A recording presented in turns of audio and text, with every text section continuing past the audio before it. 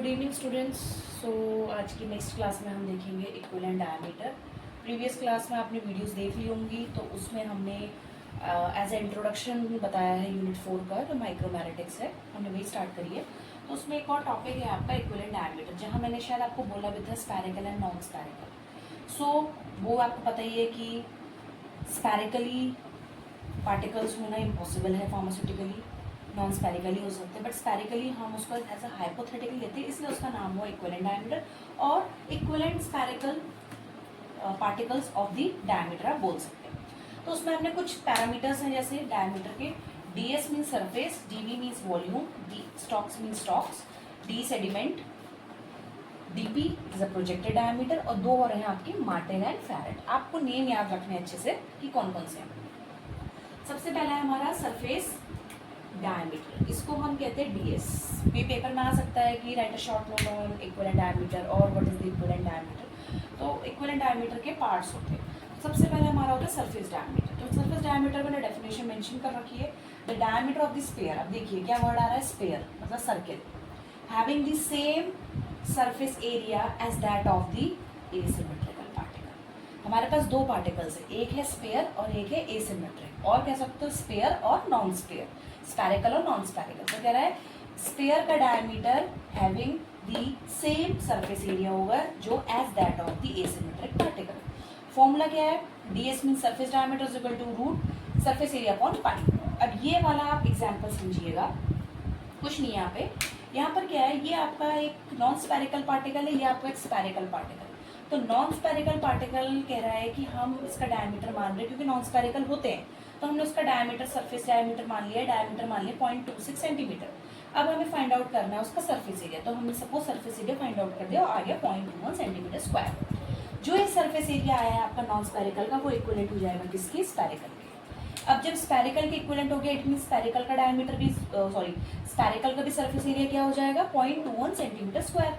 अब आपके पास स्पैरिकल का सरफेस एरिया आ चुका है, तो आप इससे फाइंड आउट करेंगे डायमीटर, सरफेस डायमीटर, और डायमीटर जैसे ही फाइंड आउट करेंगे तो आपके पास क्या आ जाएगा, 0.26 सेंटीमीटर। ये 0.26 सेंटीमीटर किसके इक्विवेलेंट हो गया, नॉन स्पैरिकल। तो हमने सोचना है ये स्पैरिकल और निकालना है नॉन स्पैरिकल। ऐसे हमारे पास सेकंड होता है वॉल्यूम डायमीटर, जिसको हम कहते हैं डीवी। इसका फॉर्मूला है आपका d is equal to root cube 6v upon pi. अब सेम वॉल्यूम मैंने सिर्फ इसलिए लिखा है क्योंकि आप वही सेम है, the diameter of the sphere having the same volume आ जाएगा as that of the asymmetric particle. Spherical non spherical same diagram होगा, एक नॉन स्पैरिकल बनाएंगे, वहां पर लिखेंगे आप डीवी समथिंग वैल्यू, फाइंड करेंगे वॉल्यूम, एक वॉल्यूम आ जाएगा, उस वॉल्यूम का जो नॉन स्पैरिकल का है वो इक्विवेलेंट हो जाएगा स्पैरिकल के, और जो स्पैरिकल का आपका वॉल्यूम आ जाएगा उससे आप फाइंड आउट कर लेंगे डीवी, और डीवी जो आ जाएगा वो आपका क्या हो जाएगा, नॉन स्पैरिकल का। यही होता है सरफेस और वॉल्यूम, ठीक है। एक वॉल्यूम सरफेस भी होता है, कह सकते हो डीवीएस, वो हम जब डेरिवेशन करेंगे स्पेसिफिक सरफेस का और शेप फैक्टर का, तब हम उसको देखेंगे। दो और होते हैं हमारे पास बहुत इजी से, एक स्टॉक्स डायमीटर, एक सीप डायमीटर।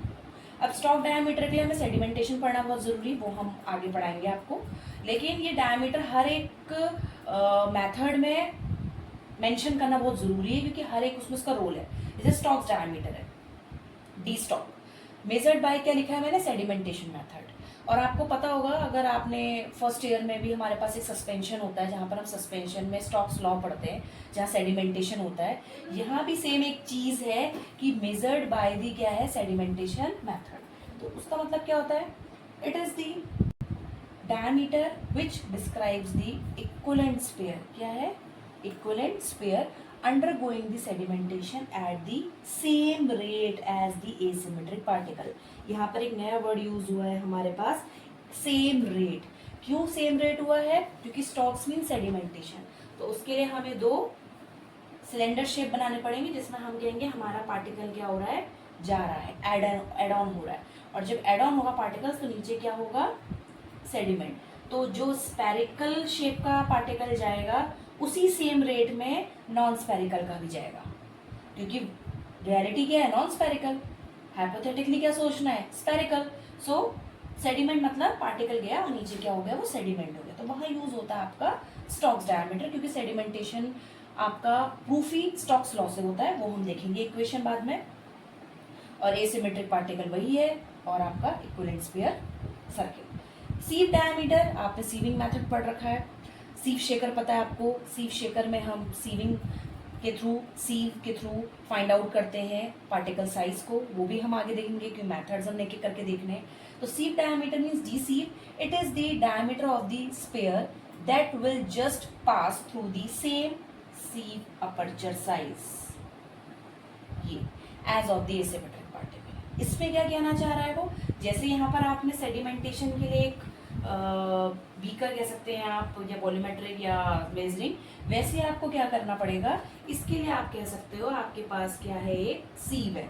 उस सीव में क्या होते हैं हमारे पास, इस तरीके से अपर्चर्स होते हैं, मेस साइज जिसे कहते हैं, मेस अपर्चर। तो ये अपर्चर होते हैं, यहाँ से आप क्या करते हैं, सीव करते हैं, छानते हैं किस चीज को, जो भी आपके पार्टिकल्स होते हैं। तो ऑब्वियसली जब पार्टिकल्स आप डालते हो, आपने प्रैक्टिकल में भी किया होगा, तो कुछ पार्टिकल्स आपके नॉन स्पेरिकल होंगे, एक दो अगर हो गए तो स्पेरिकल, वरना सारे क्या होते हैं, नॉन स्पेरिकल, और सारे सेम स्पीड से नहीं सीव हो सकते। कुछ बड़े पार्टिकल्स होंगे देर में होंगे सीव्स, कुछ छोटे पार्टिकल्स वो बाद में।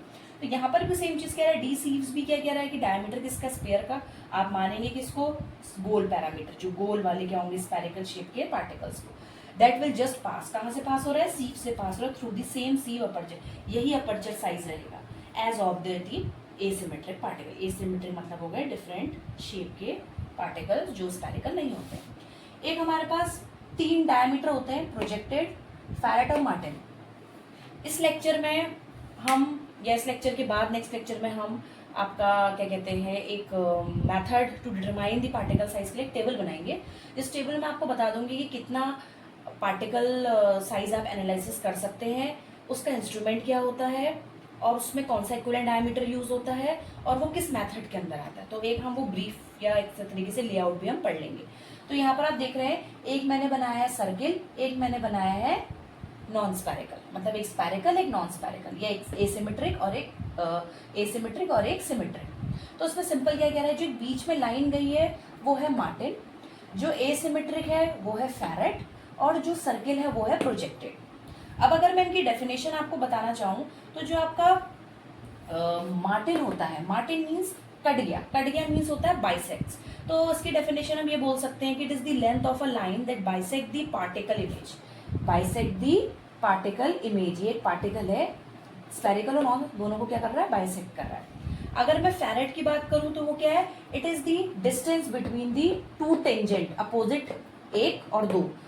इट इज द डायमीटर और it is the distance between the 2 tangent on the opposite side of the particle parallel to the same fixed direction, ठीक।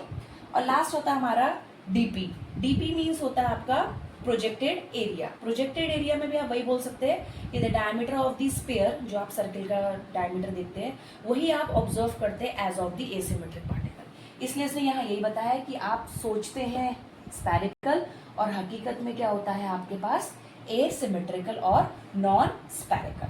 तो ये हमारे पास 3 एक अलग से डायमीटर थे, आ जाता है कि what is projected, Martin and Feret. अगर मैं इसलिए बताऊं तो आप ये बोल सकते हैं, जब हम सेडिमेंटेशन मेथड पढ़ेंगे तो वहाँ स्टोक्स डायमीटर यूज होगा, जहाँ सीविंग पढ़ेंगे वहाँ सीव डायमीटर यूज होगा, जहाँ ऑप्टिकल माइक्रोस्कोपी पढ़ेंगे वहाँ आपके तीनों यूज होते हैं, डीपी, मार्टिन और फैरेट। और वॉल्यूम ऑफ सरफेस तो एक ऐसी चीज़ है कि कहीं ना कहीं ये एनकैप्सुलेट आप कर सकते हो एज अ डायमीटर के फॉर्म में, वरना आपको इक्विवेलेंट डायमीटर पता होने चाहिए कितने टाइप्स के होते हैं। याद फिर से कर लीजिए, DS surface, dB volume, stocks D stock, D sedimentation, DP projected, Martin और फैरेट, ठीक है, ये वाली चीज। तो इसके बाद हम नेक्स्ट वीडियो में आपसे मिलेंगे, तब मैं आपको समझाऊंगी कुछ मैथड्स सरफेस एरिया और पार्टिकल साइज के। थैंक यू हटा देना हाँ मेरा।